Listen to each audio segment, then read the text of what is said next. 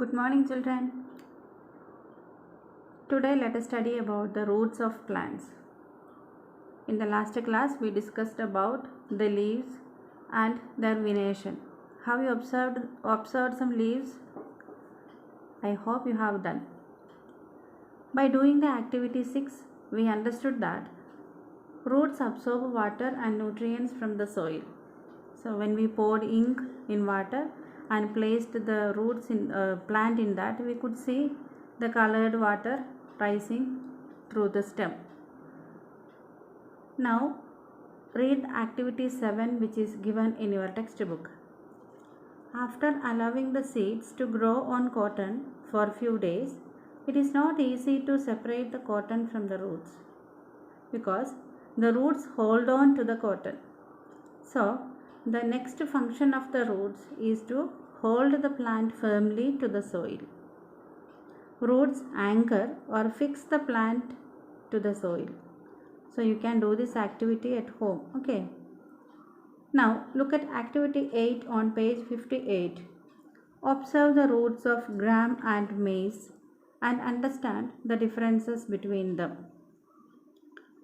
We can see some differences between their roots. Now let us observe the roots of few plants. See, this is the roots of some grass plant. You can see similar roots which are coming from the same place, which are starting from the same place itself. Understand? There is no main root or long root in that. So this type of roots which seem similar are known as fibrous roots. What are they? Fibrous roots. So, see, look at another plant. So here you can see a main root here, a main root which is broken when I plucked, and many small roots coming or growing on that main root. So these roots are known as, small roots are known as lateral roots. So a main root is there and lateral roots which are growing on that. So lateral means side. Okay. So this type of root system is known as taproot system. So this main root is known as taproot and lateral or side roots. Okay. So mainly there are two types of root systems.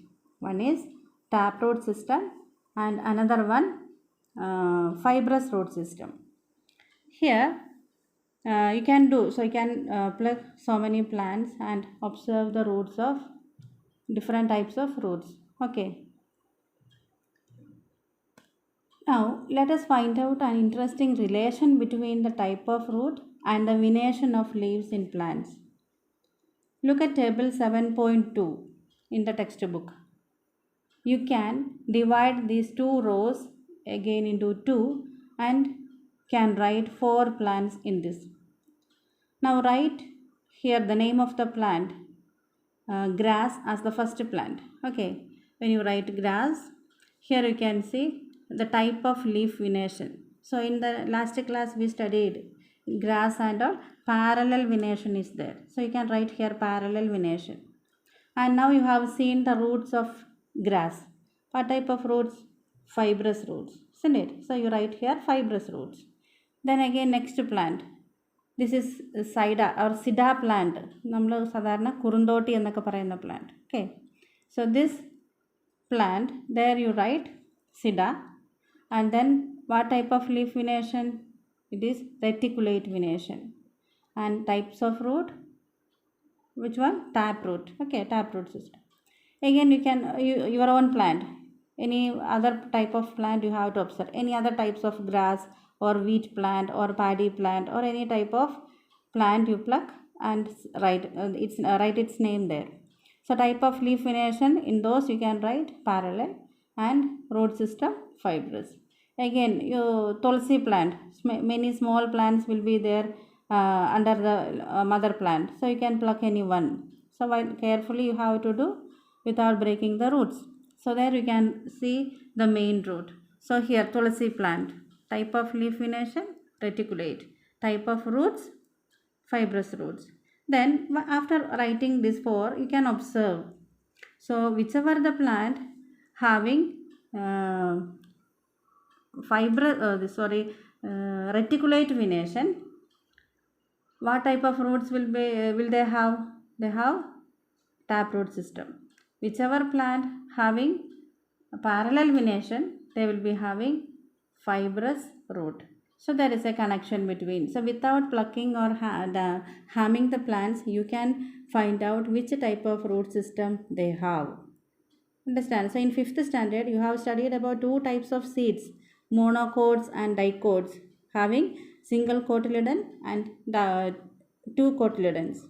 So these two cotyledons, that is dicot plants. All dicot plants may be having or they have this reticulate venation and taproot system.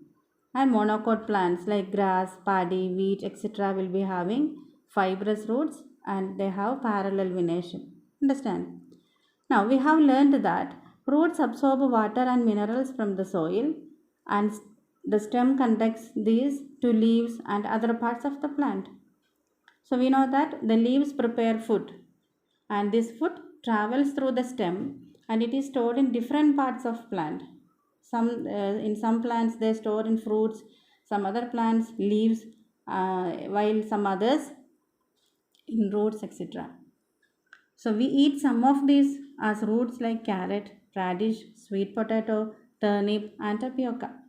We also eat many other parts of a plant where food is stored, isn't it? So in the second chapter, we have studied the different plant parts where they store the food. Understand? So we can compare the stem of a plant like a street with a two-way traffic.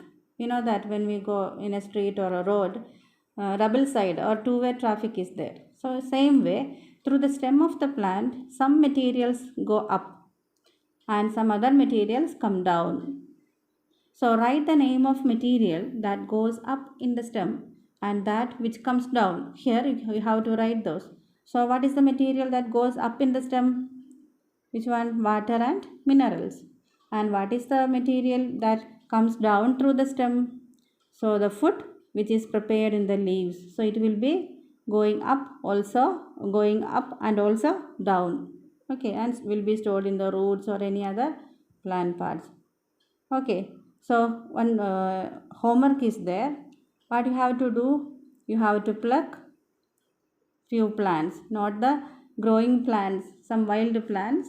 You have to pluck and observe the roots. Wash slowly and remove the soil and keep it on a sheet of paper and just take a photo and send to me. Okay, which one plant of fibrous root and another plant of taproot system. So that sent to me before 6 o'clock. All the students. Only then I can understand you have, and there is you have attended the class, and there will be mark for that homework. This is the homework of today's class. Okay, so read the textbook and be thorough. Thank you.